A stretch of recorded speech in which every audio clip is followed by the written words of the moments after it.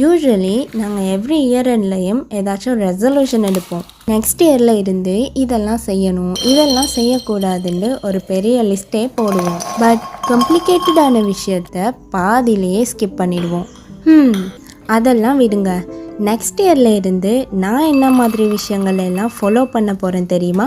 நமக்கு தெரிஞ்சோ தெரியாமலோ காசிப் பண்ணுறது, மொபைலில் ஸ்க்ரால் பண்ணியே டைம் வேஸ்ட் பண்ணுறது, அன்ஹெல்தி ஃபுட் எடுக்கிறது, இந்த மாதிரி பேட் ஹேபிட்ஸ்க்கெல்லாம் ஒரு பிக் நோ சொல்ல போகிறேன்.